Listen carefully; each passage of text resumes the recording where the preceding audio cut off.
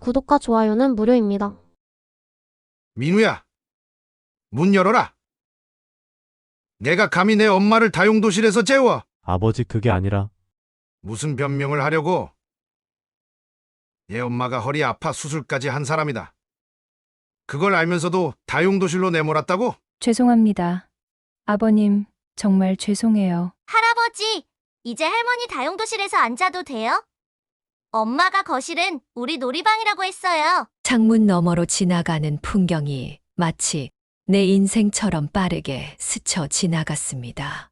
서울로 향하는 이 여정이 내게 어떤 변화를 가져올지 그땐 전혀 알지 못했습니다. 지혜와 나이테 TV 구독과 좋아요는 무료입니다. 기차 창밖으로 펼쳐지는 산과 들, 그리고 점점 가까워지는 높은 빌딩들을 바라보며 내 마음은 설렘과 불안이 교차했습니다. 이 기차가 결국 내 운명을 어떤 방향으로 이끌지, 내 삶을 어떻게 바꿔놓을지 상상조차 할 수 없었습니다. 내 이름은 이영숙, 올해로 66이 되었습니다. 남편 창호와 시골에서 평화롭게 살던 나는 아들 민우의 부탁으로 서울에 올라가게 되었습니다. 손주들을 돌봐달라는 간절한 부탁이었습니다. 전화 너머로 들려오는 민우의 목소리는 피곤함이 묻어났습니다. 맞벌이를 하는 아들 부부가 아이들 돌봄 때문에 갈등을 겪고 있다고 했습니다. 내가 서울에 올라가 아이들을 봐주면 모든 게 해결될 거라고 했습니다. 어머니의 마음으로 아들의 어려움을 외면할 수 없었습니다. 남편은 처음에 반대했습니다. 허리 수술을 한 지 얼마 되지 않은 내가 서울 생활에 적응하기 힘들 것이라고 걱정했습니다. 하지만 나는 괜찮다고, 손주들을 돌볼 수 있다면 그것으로 충분하다고 남편을 설득했습니다.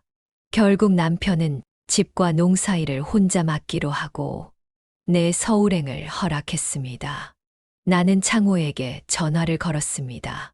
몇 번의 신호음 후 남편의 목소리가 들렸습니다. 지금 어디쯤 왔냐고, 힘들지 않냐고 물었습니다. 곧 서울에 도착할 것 같다고, 걱정하지 말라고 대답했습니다. 남편은 민우네 잘 도와주고 몸 건강히 지내라고 당부했습니다. 손주들 많이 예뻐해 주라는 말에 나는 물론이라고 대답했습니다. 집도 잘 부탁한다는 말을 남기고 전화를 끊었습니다. 전화를 끊고 창밖을 다시 바라보니 문득 불안한 마음이 들었습니다. 서울에서의 생활이 어떨지, 며느리 유진과 잘 지낼 수 있을지 걱정되었습니다. 남편 없이 서울에서 지내는 것이 처음이었습니다. 아들 부부의 집에서 살게 된다는 것도 부담스러웠습니다. 하지만 손주들을 생각하면 마음이 따뜻해졌습니다. 몇 년 만에 보게 될 현우와 지아를 생각하니 가슴이 설렜습니다. 현우는 이제 초등학교 3학년, 지아는 올해 유치원에 들어갔다고 했습니다. 마지막으로 본 것이 언제였더라. 명절 때 내려왔을 때였나. 그때보다 많이 컸겠지. 아이들의 얼굴을 떠올리며 미소를 지었습니다. 내가 서울에 가서 아이들을 돌보면 아들 부부도 편해질 것이고 손주들도 좋아할 것입니다. 그 생각에 불안한 마음이 조금 누그러들었습니다. 기차가 서울역에 도착했습니다. 사람들 사이로 민우를 찾아보았습니다. 플랫폼은 사람들로 북적였습니다. 한참을 두리번거리다 멀리서 손을 흔드는 민우를 발견했습니다. 오랜만에 보는 아들은 피곤해 보였습니다. 얼굴은 헬쑥하고 눈 밑은 까맣게 그늘져 있었습니다. 민우가 다가와 내 짐을 들어주었습니다. 반갑게 인사를 나누고 역을 빠져나와 택시에 올랐습니다. 차 안에서 민우는 집 상황을 설명했습니다. 큰 아이 현우는 학교 생활에 적응을 잘하고 있고 작은 아이 지아는 아직 엄마를 많이 찾는다고 했습니다. 유진이 맞벌이를 시작하면서 아이들 돌봄 문제가 심각해졌다는 이야기였습니다. 학원 비용과 생활비 부담으로 경제적으로 어렵다는 말을 덧붙였습니다. 어머니 정말 감사해요. 어머니가 와주셔서 정말 다행이에요. 유진이도 많이 기다렸어요. 민우의 말에 나는 고개를 끄덕였습니다. 하지만 말을 하는 민우의 얼굴에는 어딘가 불안한 기색이 역력했습니다. 무언가 말하지 않는 것이 있는 듯 했습니다. 그때는 몰랐습니다. 그 불안한 표정이 앞으로 내가 겪게 될 일들의 신호였다는 것을. 택시는 서울 외곽의 한 아파트 단지에 도착했습니다. 높은 아파트 건물들 사이로 들어서며 민우가 이곳이라고 말했습니다. 가방을 들고 엘리베이터를 타고 올라갔습니다. 민우가 문을 열자 깔끔한 현관이 나타났습니다.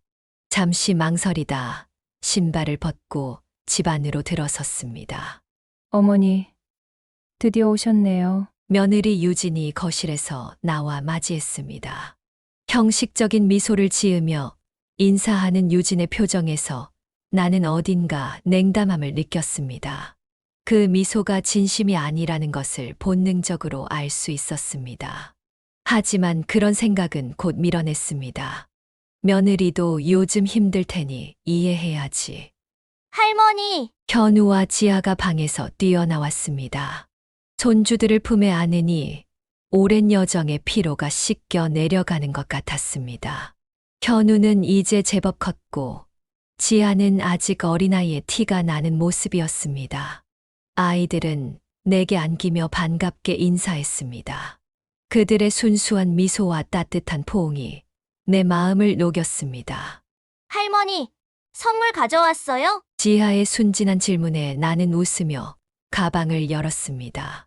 고향에서 가져온 과일과 아이들을 위한 작은 선물들을 꺼냈습니다. 아이들은 기뻐하며 선물을 받았습니다. 유진은 그런 모습을 지켜보다가 나를 거실로 안내했습니다. 어머님, 저희 집을 좀 둘러보세요. 그리 크진 않지만 유진은 집을 소개하며 주방과 아이들 방, 그리고 그들의 방을 보여주었습니다. 그러다 주방 옆에 있는 작은 문 앞에 멈춰 섰습니다. 문을 열자 좁은 공간이 나타났습니다. 세탁기와 건조기, 청소 도구들이 빼곡히 들어찬 다용도실이었습니다.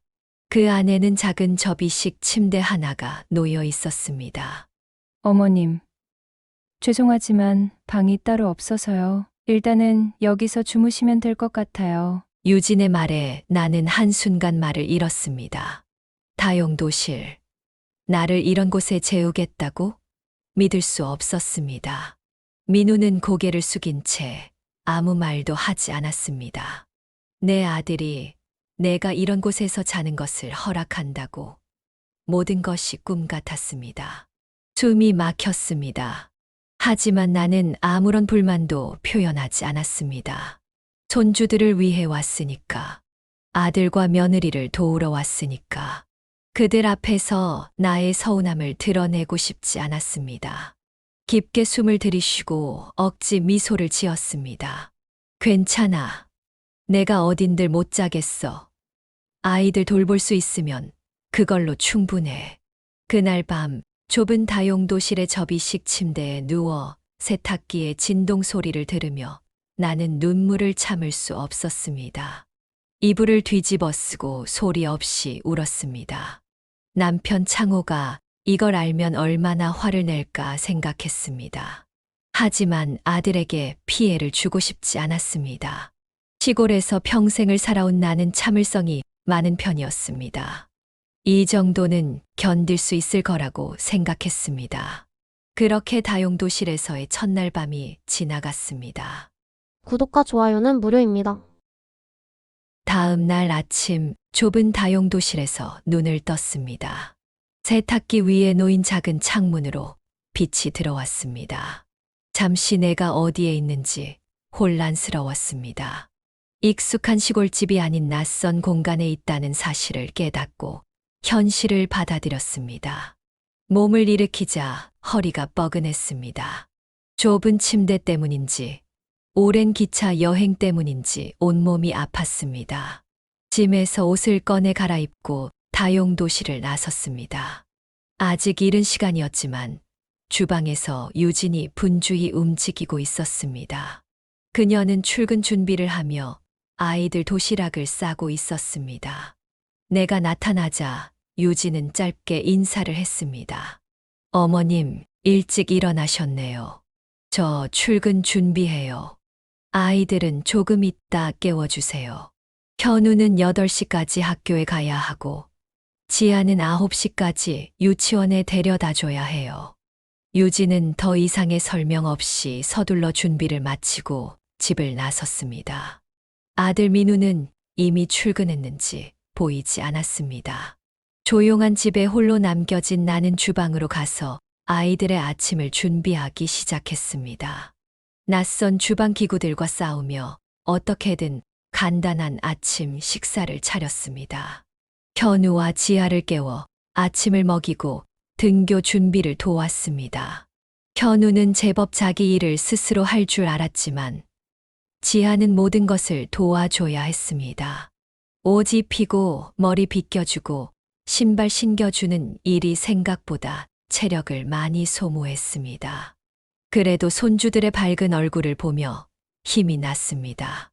할머니, 학교에 데려다 줄 거예요? 현우의 질문에 그렇다고 대답했습니다. 유진이 학교와 유치원 위치를 메모로 남겨놓았습니다. 낯선 서울 거리를 손주들과 함께 걸었습니다. 복잡한 도로와 수많은 사람들 사이에서 길을 찾는 것이 쉽지 않았습니다. 몇 번이나 길을 헤매다 간신히 현우의 학교를 찾았습니다. 할머니, 여기서 헤어져요. 저 혼자 들어갈 수 있어요. 현우는 학교 앞에서 나를 떠나 교문으로 들어갔습니다. 손을 흔들어 배웅하고 지아와 함께 유치원을 향해 걸었습니다. 다행히 유치원은 학교에서 그리 멀지 않았습니다. 지아를 유치원에 데려다 주고 나니 이마에 땀이 가득 맺혔습니다. 아침부터 이렇게 분주히 움직이니 허리가 더 아팠습니다. 집으로 돌아와 청소를 시작했습니다. 아파트는 넓지 않았지만 정리할 것이 많았습니다. 바닥을 쓸고 닦고 빨래를 하고 설거지를 하는 동안 시간이 빠르게 흘렀습니다. 허리 통증이 점점 심해졌지만 참고 계속 일했습니다. 이것이 내가 이 집에서 할 수 있는 역할이라고 생각했습니다. 점심시간이 되어 잠시 쉬었습니다. 시골에 있는 남편이 생각났습니다. 남편에게 전화를 걸었지만 받지 않았습니다. 농사일로 바쁠 테니 나중에 다시 전화하기로 했습니다. 간단히 점심을 먹고 다시 집안일을 했습니다. 저녁 식사 준비를 위해 냉장고를 열어보니 재료가 많지 않았습니다. 근처 슈퍼마켓에 가기로 했습니다. 처음 가는 슈퍼마켓에서 필요한 재료를 찾는 것이 어려웠습니다.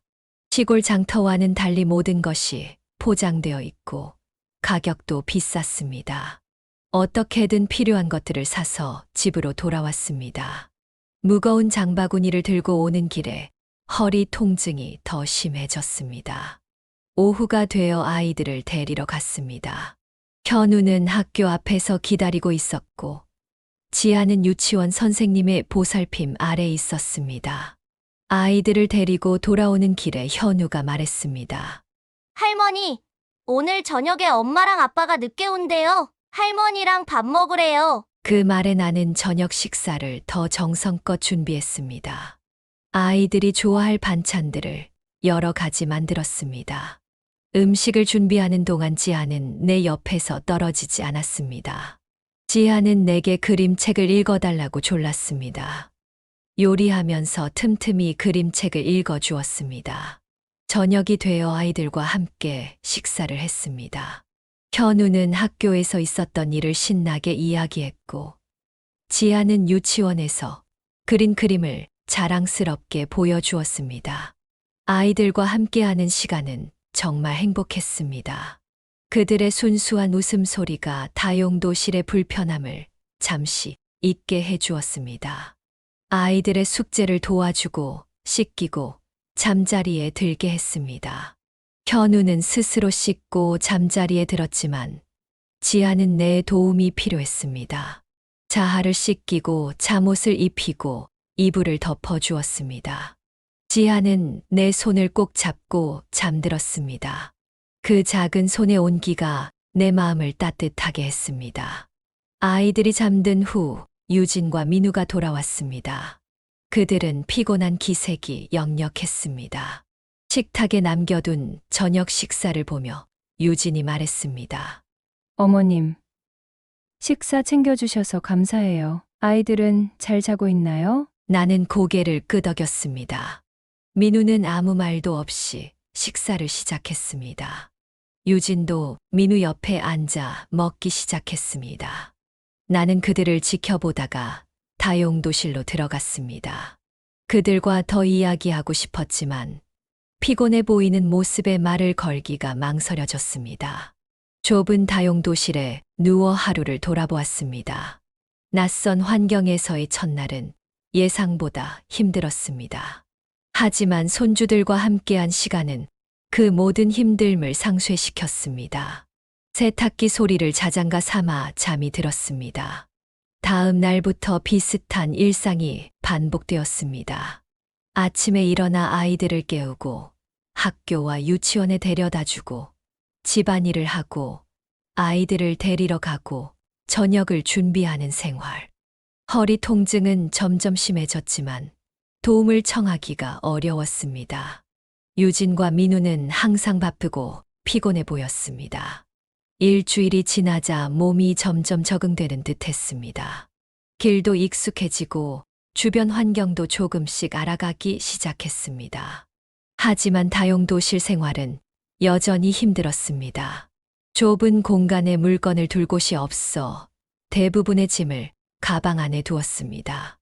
밤에는 세탁기 소리와 보일러 소리가 끊임없이 들렸습니다. 환기가 잘 되지 않아 습기가 많고 곰팡이 냄새가 나기 시작했습니다. 어느 날 저녁 현우가 학교 숙제를 하다가 내게 물었습니다. 할머니, 왜 다용도실에서 자요? 우리 집에 손님방 없어요? 그 질문에 나는 어떻게 대답해야 할지 몰랐습니다. 현우에게 상황을 설명하기 어려웠습니다. 그냥 웃으며 대답했습니다. 괜찮아. 할머니는 어디서든 잘 수 있어. 현우 옆에서 지낼 수 있어서 할머니는 행복해. 현우는 고개를 끄덕이며 다시 숙제에 집중했습니다. 하지만 그 질문은 내 마음에 오래 남았습니다. 아이들조차도 이상하게 생각하는 상황이었습니다. 2주가 지났을 무렵 유진은 나에게 집안일뿐만 아니라 빨래, 청소, 심지어 창문 닫기까지 모든 일을 맡겼습니다. 아침부터 저녁까지 쉬는 시간 없이 일해야 했습니다. 허리 통증이 심해질 때마다 약을 먹고 버텼습니다. 민우에게 이야기하려 해도 그는 항상 바쁘다며 제대로 듣지 않았습니다. 어느 날 세탁기가 고장났습니다. 유진은 수리기사를 불렀고 그가 다용도실에 들어와 세탁기를 살펴보기 시작했습니다. 그때 수리기사는 접이식 침대와 내 개인 물건들을 보았습니다. 그는 의아한 표정으로 나를 바라보았습니다. 할머니 여기서 주무세요? 나는 대답하지 못했습니다. 유진이 빠르게 끼어들었습니다. 아니에요. 그냥 낮에 쉬실 때 사용하시는 거예요. 하지만 수리기사의 눈빛은 이미 모든 것을 알아챈 것 같았습니다. 그는 세탁기를 수리하며 몇 번이나 나를 걱정스럽게 바라보았습니다.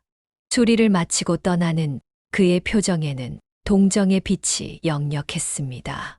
그날 이후로 나는 더 많은 시선을 느끼기 시작했습니다. 아파트 경비원이 나를 볼 때마다 안타깝게 바라보는 것 같았습니다. 이웃 주민들도 내가 지나갈 때 수군거리는 것 같았습니다. 아마도 세탁기 수리 기사가 본 것을 이야기했을 것입니다. 한 달이 지난 어느 날 민우가 퇴근 후 나를 찾았습니다. 그는 미안한 표정으로 말했습니다. 어머니 죄송해요. 다용도실이 많이 불편하시죠? 조금만 더 참아주세요. 상황이 나아지면 더 나은 공간을 마련해 드릴게요. 나는 그저 고개를 끄덕였습니다. 민우의 마음이 조금은 움직인 것 같아 다행이라고 생각했습니다. 하지만 그의 약속이 언제 지켜질지는 알 수 없었습니다. 다용도실에서의 생활은 계속되었고 나의 건강은 점점 악화되고 있었습니다. 세탁기 수리 기사가 다녀간 후 아파트 단지 내에서의 시선이 달라졌습니다. 아침에 아이들을 데리고 나갈 때면 이웃 주민들이 수군거리는 소리가 들렸습니다. 경비실 앞을 지날 때마다 경비원 박 씨는 깊은 한숨과 함께 고개를 저었습니다. 모두가 내 상황을 알게 된 것 같았습니다. 어느 날 아침 지아를 유치원에 데려다 주고 돌아오는 길에 경비원 박 씨가 나를 불러 세웠습니다. 어머님, 잠시 이야기 좀 할 수 있을까요? 나는 긴장한 채로 경비실로 들어갔습니다. 박 씨는 주변을 살피더니 낮은 목소리로 말했습니다. 죄송합니다만 어머님께서 다용도실에서 지내신다는 소문이 돌고 있습니다. 정말인가요? 순간 말문이 막혔습니다. 부정하고 싶었지만 이미 모두가 아는 사실인 것 같았습니다. 나는 고개를 끄덕였습니다. 어머님, 그건 정말 아닙니다. 연세도 있으신데 제가 도울 방법이 없을까 생각해봤습니다. 박 씨의 진심 어린 걱정에 가슴이 따뜻해졌습니다. 하지만 어떤 도움도 받을 수 없었습니다. 아들 부부에게 민폐가 되고 싶지 않았습니다. 걱정 말아요. 저는 괜찮습니다. 손주들 곁에 있을 수 있어 행복해요. 박 씨는 믿기지 않는다는 표정이었지만 더 이상 말을 하지 않았습니다. 다만 그의 눈빛에서 무언가를 결심한 듯한 기색이 느껴졌습니다. 집으로 돌아와 청소를 하던 중 허리에 갑자기 심한 통증이 찾아왔습니다. 몸을 일으킬 수 없을 정도로 아팠습니다. 바닥에 누워 진통제를 찾았지만 가방이 닿지 않았습니다. 누군가 돌아올 때까지 참을 수밖에 없었습니다. 몇 시간 후 현우가 학교에서 돌아왔습니다. 그는 바닥에 누워있는 나를 보고 놀랐습니다. 할머니, 왜 그러세요? 아파요? 현우의 도움으로 진통제를 먹고 겨우 다용도실로 들어갔습니다. 침대에 누웠지만 통증은 쉽게 가라앉지 않았습니다. 현우는 불안한 얼굴로 내 곁을 지켰습니다. 할머니, 엄마한테 전화할까요? 나는 고개를 저었습니다. 유진에게 전화해 일을 중단하게 하고 싶지 않았습니다. 현우에게 괜찮다고 좀 쉬면 나아질 거라고 말했습니다. 하지만 통증은 계속되었습니다. 저녁이 되어 유진이 돌아왔을 때 현우가 상황을 설명했습니다.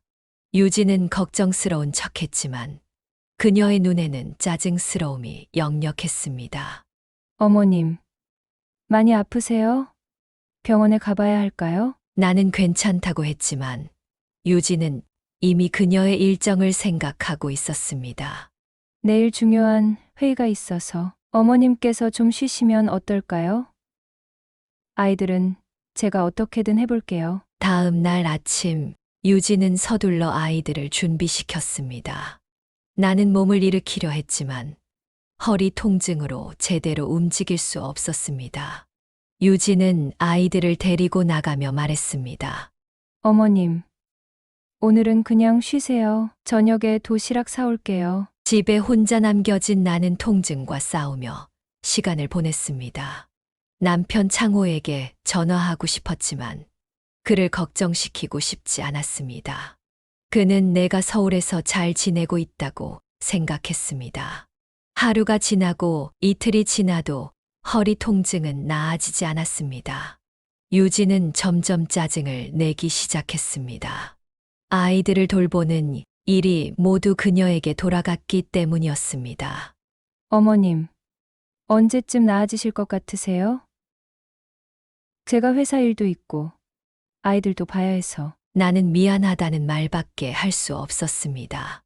민우는 이런 상황에 대해 거의 관여하지 않았습니다. 그는 늦게 귀가하고 일찍 출근했습니다. 내 상태에 대해 묻는 것조차 잊은 듯 했습니다. 통증이 계속되는 가운데 어느 날 박 씨가 찾아왔습니다. 그는 과일 바구니를 들고 왔습니다. 어머님, 편찮으시다고 들었습니다. 이것 좀 드세요. 그는 조심스럽게 주변을 살폈습니다. 유진이 없는 것을 확인하고 말을 이었습니다. 제가 증거를 남겼습니다. 어머님께서 여기서 지내시는 모습을요. 이런 상황이 계속되면 안 됩니다. 나는 놀라서 그를 바라보았습니다. 박 씨는 진지한 표정으로 말했습니다. 어머님의 아드님은 아십니까? 이런 상황을 알고 계신가요? 민우가 알고 있다고 대답했습니다. 박 씨는 안타까운 표정을 지었습니다. 그럼 어머님의 남편분은요? 그분이 아시면 가만히 있지 않으실 것 같은데 창호가 알면 큰 소동이 날 것이라고 생각했습니다. 그는 화를 참지 못하는 성격이었습니다. 아들과 며느리에게 상처를 줄 수 있었습니다. 나는 고개를 저었습니다. 제발 남편에게는 말하지 말아주세요. 가족 문제가 커질 수 있어요. 박 씨는 한숨을 쉬었지만 내 뜻을 존중해 주겠다고 했습니다. 그는 떠나기 전 작은 메모지에 자신의 전화번호를 적어 주었습니다. 필요하시면 언제든 연락하세요. 어머님을 도울 방법을 찾아보겠습니다. 박 씨가 떠난 후 나는 그의 진심 어린 걱정에 눈물이 났습니다. 낯선 도시에서 가족도 아닌 사람에게 위로받는 현실이 서글펐습니다. 일주일이 지나자 통증이 조금 나아졌습니다.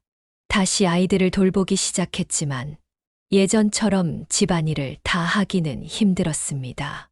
유진은 내 상태를 이해하지 못했습니다. 어머님, 창문을 닦아주실 수 있으세요? 주말에 친구들이 오기로 했거든요. 나는 아픈 허리를 감추며 창문을 닫기 시작했습니다. 고통스러웠지만 민폐가 되고 싶지 않았습니다. 청소를 하는 도중 지아가 다가와 물었습니다. 할머니, 아직도 아파요? 왜? 아픈데 청소해요? 순수한 아이의 질문에 대답할 말이 없었습니다.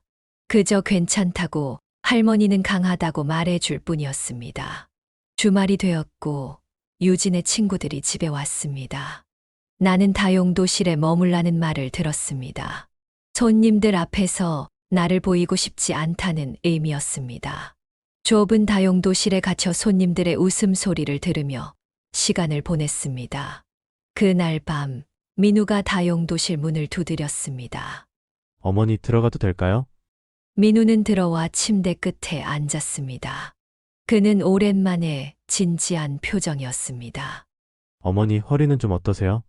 많이 불편하시죠? 나는 괜찮다고 했지만 민우는 내 눈을 똑바로 보지 못했습니다. 사실 경비 아저씨가 저한테 연락했어요. 어머니 상황이 많이 힘드시다고.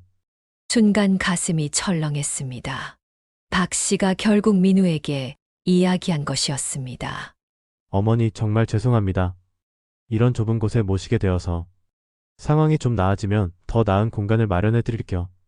민우의 말은 진심처럼 들렸습니다. 하지만 상황이 나아지면이라는 조건이 붙은 약속이었습니다. 언제 그 상황이 나아질지는 알 수 없었습니다.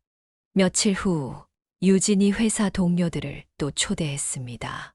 이번에도 나는 다용도실에 머물러야 했습니다. 하지만 이번엔 달랐습니다.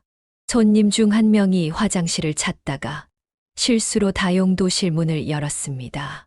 그녀는 침대에 앉아 있는 나를 보고 놀란 표정이었습니다. 죄송합니다. 화장실인 줄 알고. 그녀의 시선이 좁은 공간과 침대, 그리고 내 개인 물건들을 훑었습니다. 얼굴이 창백해진 유진이 재빨리 다가왔습니다. 어머님은 여기서 낮잠을 주무세요. 화장실은 저쪽이에요. 하지만 그 손님의 눈빛은 이미 모든 것을 이해한 듯 했습니다. 그녀는 유진을 의아한 표정으로 바라보았습니다. 그 이후로 손님들의 분위기가 어색해졌습니다. 일찍 자리를 뜨기 시작했습니다. 손님들이 떠난 후 유진은 화가 나 있었습니다. 그녀는 민우에게 다용도실 문제를 빨리 해결해야 한다고 말했습니다. 내 존재가 그들에게 부끄러움을 주는 것 같았습니다. 밤이 깊어 모두가 잠든 시간, 나는 남편 창호에게 전화를 걸었습니다. 더 이상 혼자 견딜 수 없었습니다. 전화기 너머로 창호의 목소리가 들렸습니다. 여보, 이 시간에 무슨 일이야? 잘 지내고 있어? 나는 참았던 눈물을 쏟으며 모든 것을 털어놓았습니다. 다용도실에서의 생활, 커지는 허리 통증, 유진의 냉담한 태도, 모든 것을 창호에게 모든 이야기를 털어놓은 후 마음이 한결 가벼워졌습니다. 전화기 너머로 창호의 숨소리가 거칠어지는 것을 느낄 수 있었습니다. 처음에는 말을 잇지 못하더니 이내 분노가 섞인 목소리가 들려왔습니다. 당장 내려와. 그런 곳에서 어떻게 내가 당장 올라갈게? 남편의 분노를 진정시키려 애썼습니다. 지금 당장 올라오면 아들 부부와 크게 다툴 것이 뻔했습니다. 그런 상황은 원치 않았습니다. 하지만 창호는 이미 결심한 듯 했습니다. 내일 새벽 첫 기차로 갈 테니 걱정 말아요. 민우 녀석에게 내가 확실히 말해줄 거요. 아무리 말려도 소용없었습니다. 창호는 이미 전화를 끊고 없었습니다. 불안한 마음으로 잠이 들었습니다. 내일 아침이 두려웠습니다. 다음 날 아침 평소보다 일찍 일어났습니다. 창호가 언제 도착할지 몰랐기 때문입니다. 조용히 다용도실에서 나와 아이들 아침을 준비하고 있었습니다. 민우와 유진은 아직 자고 있었습니다. 오늘은 주말이라 아이들도 학교와 유치원에 가지 않는 날이었습니다. 갑자기 현관 밖에서 요란한 노크 소리가 들렸습니다. 이어서 창호의 화난 목소리가 들려왔습니다. 민우야, 문 열어라. 내가 감히 내 엄마를 다용도실에서 재워. 깜짝 놀라 현관으로 달려갔습니다. 문을 열기도 전에 민우가 방에서 급하게 나왔습니다. 그의 뒤로 유진도 당황한 표정으로 따라 나왔습니다. 아버지? 이 시간에 웬일이세요? 민우가 문을 열자마자 창호가 거친 숨을 몰아쉬며 들어왔습니다. 그의 얼굴은 분노로 붉게 물들어 있었습니다. 무슨 일이냐고? 얘 어머니가 어디서 지내는지 알고 있니? 세탁기랑 빨래통 사이에서 잠을 자고 있다는 걸 알고도 묵인했다는 거냐? 민우는 당황한 표정으로 뒤로 물러섰습니다. 아버지 그게 아니라 무슨 변명을 하려고? 얘 엄마가 허리 아파 수술까지 한 사람이다. 그걸 알면서도 다용도실로 내몰았다고? 창호의 고함 소리에 아이들 방에서 현우와 지아가 놀라 나왔습니다. 그들은 처음 보는 할아버지의 화난 모습에 겁먹은 표정이었습니다. 유진이 급히 나서서 말했습니다. 죄송합니다, 아버님. 정말 죄송해요. 유진의 사과에도 창호의 분노는 누그러들지 않았습니다. 그는 집안을 둘러보더니 다용도실로 향했습니다. 문을 열고 좁은 공간을 확인한 후 더 화가 났습니다. 이게 뭐야? 사람이 살 공간이 아니잖아. 어떻게 내 아내를 이런 곳에 두고 눈 하나 깜짝 않고 지낼 수 있는 거야? 민우는 변명하려 했지만 말문이 막혔습니다. 지아가 할아버지에게 다가가 조심스럽게 물었습니다. 할아버지, 이제 할머니 다용도실에서 앉아도 돼요? 엄마가 거실은 우리 놀이방이라고 했어요. 그 말에 창호의 표정이 복잡하게 변했습니다. 분노와 슬픔이 뒤섞인 표정이었습니다. 그는 지아를 안아들고 부드럽게 말했습니다. 그래. 이제 할머니는 다용도실에서 자지 않을 거야. 할아버지가 약속할게. 거실에는 무거운 침묵이 내려앉았습니다. 유진은 당황한 표정으로 차를 준비하며 상황을 수습하려 했습니다. 민우는 소파에 앉아 고개를 숙인 채 아무 말도 하지 않았습니다. 나는 아이들을 데리고 부엌으로 가서 아침을 준비했습니다. 오늘은 모두가 외출할 수 없을 것 같았습니다. 엄마, 아빠 오늘 회사 안 가요? 현우의 질문에 민우가 대답했습니다. 오늘은 할아버지와 할 얘기가 있어서 쉴 거야. 아침 식사는 어색한 분위기 속에서 진행되었습니다. 창호는 계속해서 민우와 유진을 노려보았고 그들은 눈을 마주치지 못했습니다. 아이들도 분위기를 느꼈는지 평소보다 조용했습니다. 식사 후 아이들을 방에 들여보내고 어른들만 거실에 모였습니다. 창호가 먼저 입을 열었습니다. 나랑 내 어머니는 당장 집으로 내려갈 거다. 이런 취급을 받을 바에는 차라리 고향에 가는 게 낫겠어. 민우가 당황한 표정으로 말했습니다. 아버지, 그건 곤란합니다. 어머니가 계시지 않으면 아이들은 어떻게 해요? 저희가 맞벌이를 해야만 하는 상황이라. 그러니까 너희 편할 대로 내 어머니를 이용하겠다는 거지. 당신들 맞벌이 하려고 내 어머니를 다용도실에 가두고. 유진이 나섰습니다. 아버님, 솔직히 말씀드리면 저희도 경제적으로 많이 어렵습니다. 방을 하나 더 마련하기가 쉽지 않아요. 창호는 유진을 날카롭게 쳐다보았습니다. 그럼 처음부터 모시지 말았어야지. 이런 식으로 대접할 거면 왜 올라오라고 한 거야? 민우는 고개를 숙인 채 말했습니다. 정말 죄송합니다. 제가 잘못했습니다.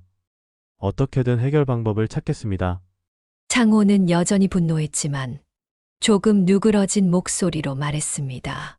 오늘 중으로 결정해. 제대로 된 방을 마련할 테면 우리가 남을 것이고 아니면 함께 내려갈 거야. 그때 현우가 조심스럽게 거실로 나왔습니다. 그는 무언가 생각하다가 말했습니다. 아빠, 내 방을 할머니께 드리면 어때요? 저는 거실 소파에서 자도 돼요. 예상치 못한 현우의 제안에 모두가 놀랐습니다. 민우가 아들을 바라보며 말했습니다. 현우야, 그래도 너는 공부할 공간이 필요하잖아. 괜찮아요. 학교 끝나고 거실에서 공부해도 돼요. 할머니가 다용도실에서 사는 게 더 싫어요. 현우의 순수한 마음에 나는 눈물이 났습니다. 유진도 감동한 듯 현우를 안아주었습니다. 정말 착한 우리 아들. 현우의 말에 가족들의 분위기가 조금 누그러졌습니다. 창호는 여전히 화가 난 상태였지만 손주의 말에 마음이 흔들리는 듯했습니다. 할아버지, 할머니, 우리 집에 계속 있으면 안 돼요? 지하의 질문에 창호는 한숨을 쉬었습니다. 그는 지하를 무릎에 앉히며 말했습니다. 할머니가 행복하게 지낼 수 있다면 할아버지도 괜찮단다. 유진이 울먹이며 말했습니다. 아버님, 정말 죄송합니다. 제가 너무 자기 중심적으로 생각했어요. 오늘부터 현우 방을 어머님께 드리겠습니다. 앞으로는 제대로 모시겠습니다. 창호는 고개를 끄덕였지만 여전히 의심스러운 표정이었습니다. 말로만 하지 말고 행동으로 보여줘라. 내가 직접 확인할 때까지 여기 있을 거야. 그날 오후 우리는 모두 함께 현우의 방을 정리했습니다. 현우의 짐을 거실로 옮기고 내 물건들을 다용도실에서 꺼내 방으로 옮겼습니다. 지하는 계속해서 내 곁을 맴돌며 도왔습니다. 민우와 유진은 평소보다 훨씬 친절하게 대해주었습니다. 저녁이 되어 모두가 식탁에 모였을 때 분위기는 아침과는 사뭇 달랐습니다. 여전히 어색했지만 적어도 서로를 바라볼 수 있었습니다. 창호는 여전히 날카로운 시선으로 민우와 유진을 지켜보았지만 조금은 누그러진 모습이었습니다. 밤이 되어 처음으로 제대로 된 방에서 잠을 청하게 되었습니다. 창호는 내 옆에 누워 말했습니다. 여보, 이제 좀 괜찮소. 내가 너무 심하게 나갔나? 나는 고개를 저었습니다. 아니에요. 당신 덕분에 이제 제대로 된 방에서 잘 수 있게 됐어요. 고마워요. 창호는 내 손을 꼭 잡았습니다. 당신이 이런 대우를 받는 걸 내가 어떻게 그냥 둘 수 있겠소? 내일 민우와 진지하게 이야기해야겠소. 아들이 어떻게 부모를 이렇게 대할 수가 있는지. 나는 그의 말을 끊으며 부탁했습니다. 여보, 이제 됐어요. 아이들도 있는데 너무 심하게 나무라지 말아요. 이제 방도 생겼고 상황이 나아졌으니까요. 창호는 한숨을 쉬었지만 내 말에 동의했습니다. 그날 밤 처음으로 편안하게 잠을 잘 수 있었습니다. 다용도실의 세탁기 소리와 습기 찬 공기 없이 제대로 된 침대에서의 잠은 정말 꿀맛이었습니다. 다음 날 아침 민우가 창호를 찾아 대화를 청했습니다. 그들은 서재에서 오랫동안 이야기를 나눴습니다. 나는 그 사이 유진과 함께 아침 식사를 준비했습니다. 유진은 평소보다 훨씬 친절했고 자꾸 미안하다는 말을 반복했습니다. 어머님, 정말 죄송해요. 제가 너무 경제적인 것만 생각하고 어머님의 상황을 제대로 고려하지 못했어요. 나는 유진의 어깨를 토닥이며 말했습니다. 괜찮아.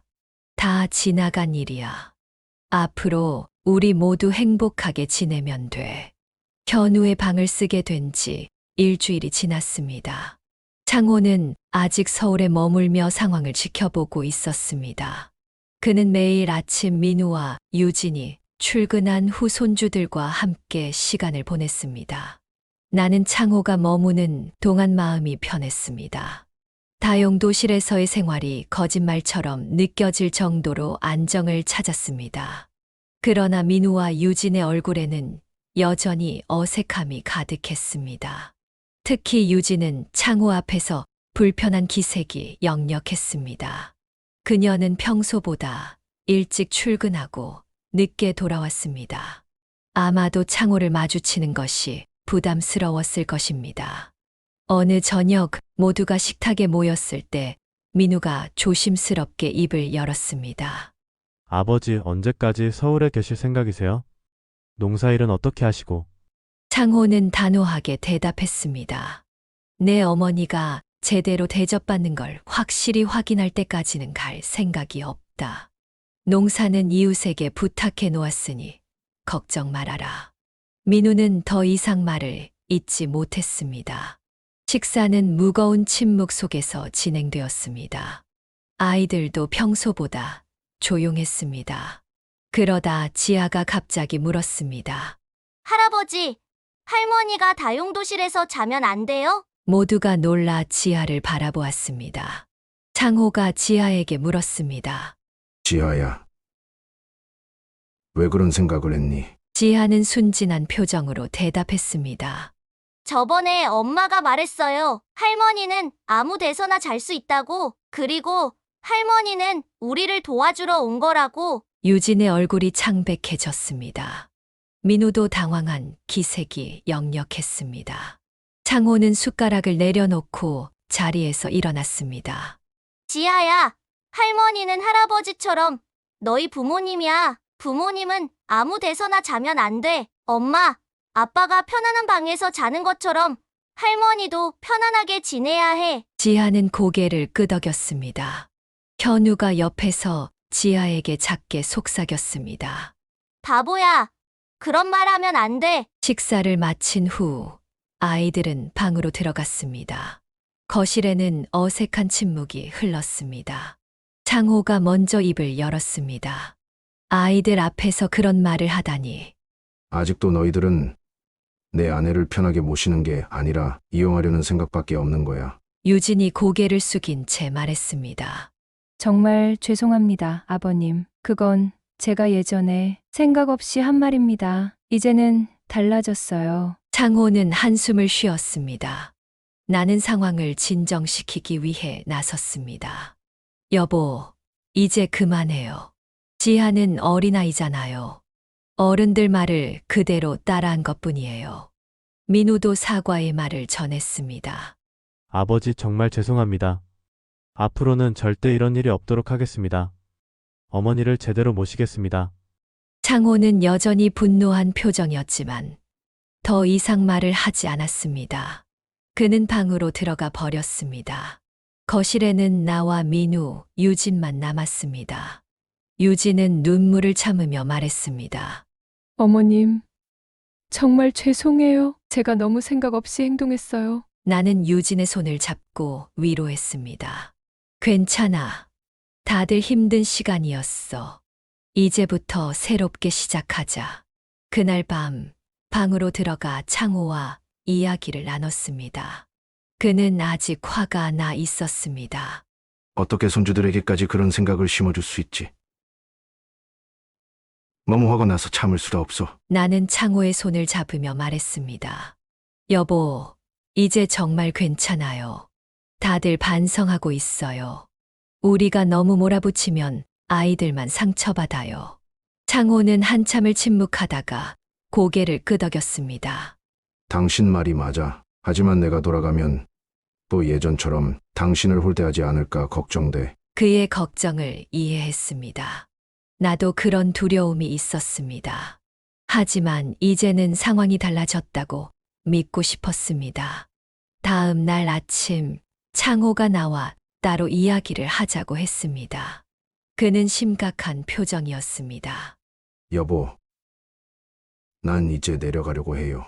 농사일도 있고 여기 더 있으면 민호 부부에게도 부담일 것 같아. 놀랍고 불안했습니다. 창호가 없으면 정말 괜찮을지 걱정되었습니다. 벌써요? 조금 더 있다 가는 건 어때요? 창호는 고개를 저었습니다. 이제 상황은 나아진 것 같아. 그리고 당신도 이제 제대로 된 방이 생겼으니 걱정 안 해도 될 것 같아. 그의 말에 고개를 끄덕였지만 마음 한구석에는 여전히 불안함이 남아 있었습니다. 창호는 내 표정을 읽고 위로했습니다. 걱정 마. 문제가 생기면 바로 연락해. 그럼 당장 올라올게. 창호는 그날 오후 기차를 타고 내려갔습니다. 아이들은 할아버지가 떠난다는 소식에 슬퍼했습니다. 특히 지아는 계속 울었습니다. 창호는 손주들을 꼭 안아주며 다음에 또 오겠다고 약속했습니다. 창호가 떠난 후 집안의 분위기는 한결 가벼워졌습니다. 유진은 더 이상 불편한 기색 없이 나와 대화를 나눴습니다. 민우도 퇴근 후 함께 시간을 보내려 노력했습니다. 무엇보다 중요한 것은 내가 더 이상 다용도실이 아닌 제대로 된 방에서 지낼 수 있다는 것이었습니다. 어느 날 저녁 유진이 회사에서 돌아와 나를 찾았습니다. 그녀는 미안한 표정으로 말했습니다. 어머님, 제가 진심으로 사과드리고 싶어요. 처음에 어머님을 다용도실에 모신 것부터 시작해서 모든 것이 제 잘못이었어요. 그녀의 눈에는 진심이 담겨 있었습니다. 나는 유진의 손을 잡으며 말했습니다. 다 지난 일이야. 이제 우리는 한 가족이니까 서로 이해하고 도와야지. 유진은 눈물을 맺히며 고개를 끄덕였습니다. 그녀는 주머니에서 작은 상자를 꺼냈습니다. 이건 어머님께 드리고 싶은 작은 선물이에요. 제 진심을 담았습니다. 상자를 열어보니 예쁜 목걸이가 들어 있었습니다. 단순한 디자인이었지만 정성이 느껴졌습니다. 유진아, 이런 거 안 해도 되는데. 꼭 받아주세요. 제 마음이에요. 유진의 선물을 받으며 마음이 따뜻해졌습니다. 관계가 회복되고 있다는 느낌이 들었습니다. 다음 날 현우가 학교에서 돌아와 내게 다가왔습니다. 할머니, 진짜 괜찮아요? 제 방에서 지내시는 거? 현우의 진심 어린 걱정에 가슴이 찡했습니다. 응, 할머니는 정말 괜찮아. 현우 덕분에 편하게 지내고 있어. 정말 고마워. 현우는 쑥스러운 듯 웃었습니다. 할머니가 다용도실에 계시는 게 정말 싫었어요. 근데 말하기가 어려웠어요. 현우의 말에 눈물이 났습니다. 손주조차도 내 상황을 걱정했다는 사실이 마음 아팠습니다. 하지만 동시에 그의 순수한 마음에 감동받았습니다. 구독과 좋아요는 무료입니다. 감사합니다. 저녁 식사 시간, 민우가 중요한 이야기가 있다며 모두를 거실로 불렀습니다. 그의 표정이 심각했습니다. 여러분, 제가 좀 어려운 상황에 처했습니다. 유진이 걱정스럽게 물었습니다. 무슨 일이야? 민우는 깊은 한숨을 내쉬었습니다. 회사에서 공금 유용 혐의로 조사를 받고 있어. 순간 모두가 얼어붙었습니다. 유진의 얼굴이 하얗게 변했고 아이들은 어리둥절한 표정이었습니다. 무슨 소리야? 어떻게 된 거야? 민우는 고개를 숙인 채 설명했습니다.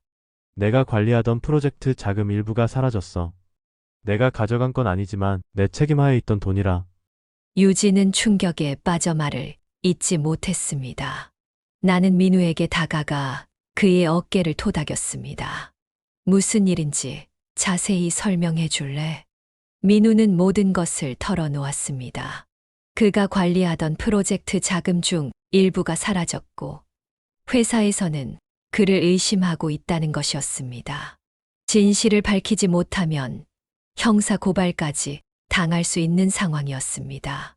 실제로 돈을 가져간 건 내 동료인데 그 사람이 지금 연락이 두절됐어. 그리고 모든 증거가 나를 가리키고 있어. 유진은 충격에서 벗어나 물었습니다. 그럼 어떻게 할 거야? 이런 상황에서 우리 민우의 표정은 더욱 어두워졌습니다. 회사에서 일단 정직 처분을 내렸어.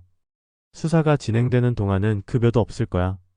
유진은 그 말을 듣고 눈물을 흘렸습니다.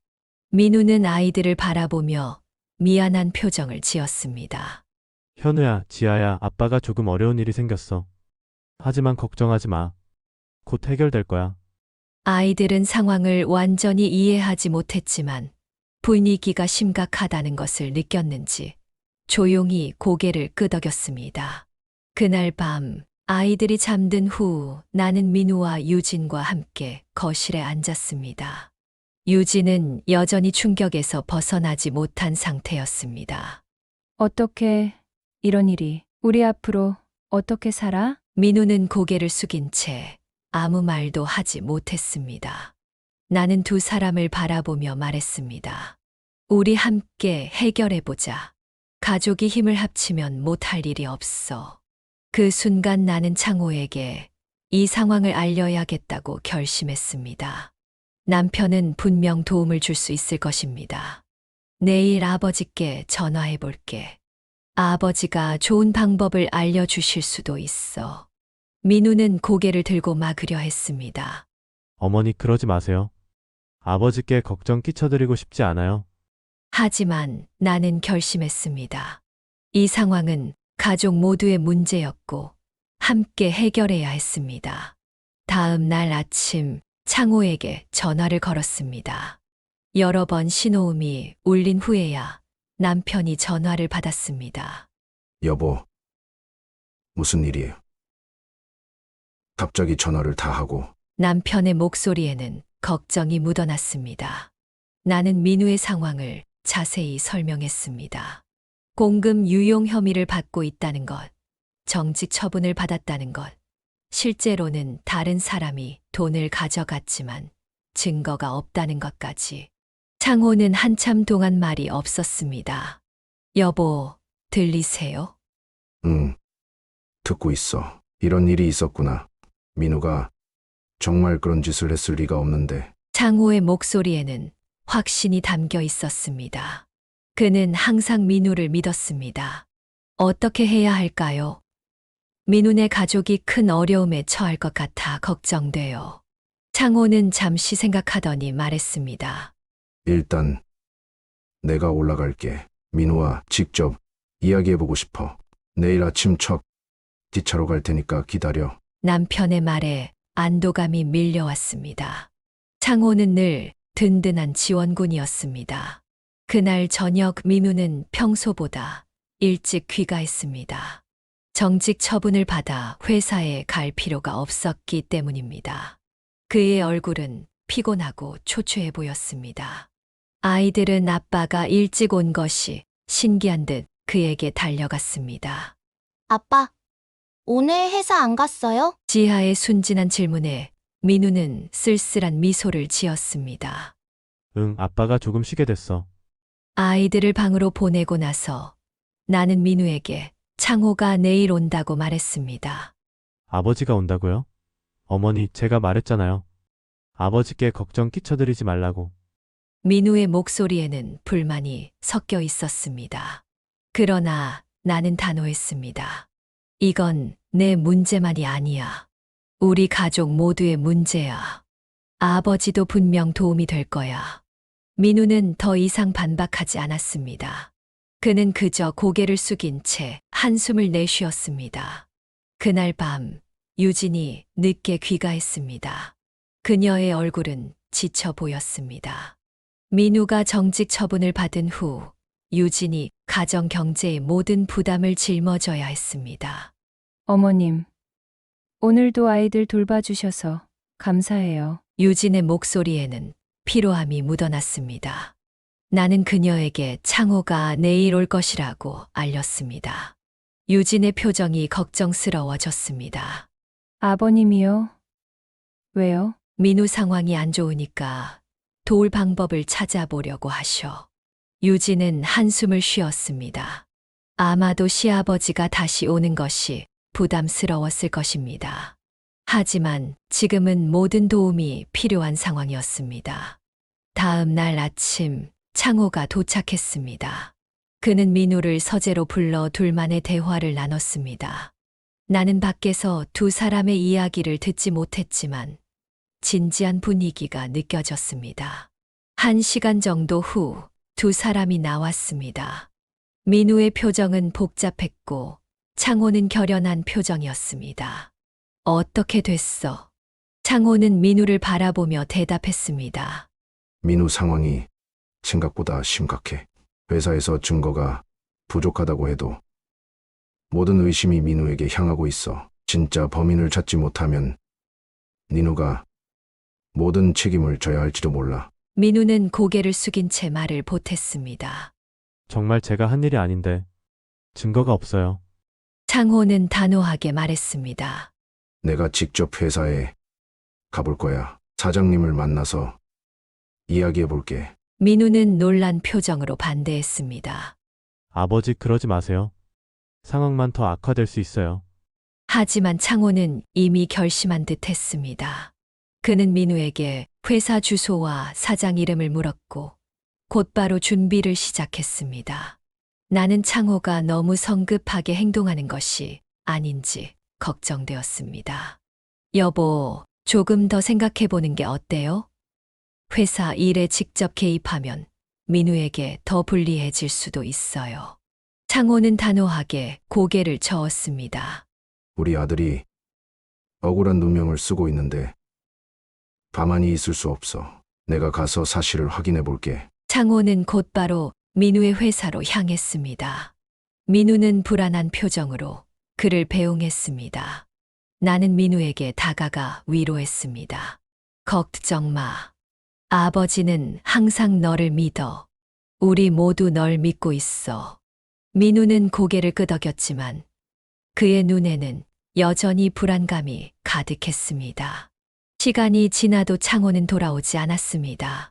점심시간이 지나고 오후가 되었지만 아무런 연락이 없었습니다. 나는 점점 걱정되기 시작했습니다. 남편에게 전화를 걸었지만 받지 않았습니다. 민우도 안절부절 못하는 모습이었습니다. 어머니, 아버지한테 무슨 일이 생긴 건 아닐까요? 나도 같은 생각이었지만 민우를 안심시키기 위해 괜찮을 거라고 말했습니다. 하지만 마음속으로는 불안감이 커져갔습니다. 저녁이 되어서야 창호가 돌아왔습니다. 그의 얼굴은 지쳐 보였지만 희망의 빛이 있었습니다. 민우가 급히 다가갔습니다. 아버지 어떻게 됐어요? 사장님 만나셨어요? 창호는 고개를 끄덕였습니다. 응. 사장님도 만나고 동료들도 몇 명 만났어. 진짜 범인이 누군지 단서를 찾았을지도 몰라. 우리 모두 놀라서 창호를 바라보았습니다. 그는 이어서 설명했습니다. 내 동료 중에 각대리라는 사람이 있지. 그 사람이 최근에 갑자기 사표를 내고 어디론가 떠났다더라. 그리고 그 사람이 프로젝트 자금에 접근할 수 있는 권한이 있었다고 해. 민우의 눈이 커졌습니다. 맞아요. 박 대리가 갑자기 사라졌어요. 그런데 어떻게 그걸 아셨어요? 창호는 빙그레 웃었습니다.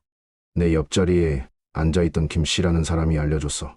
그 사람 말로는 각 대리가 최근에 갑자기 큰 돈을 쓰는 모습을 봤대. 새 차도 샀고 비싼 시계도 하고 다니고. 민우는 놀란 표정이었습니다. 정말요?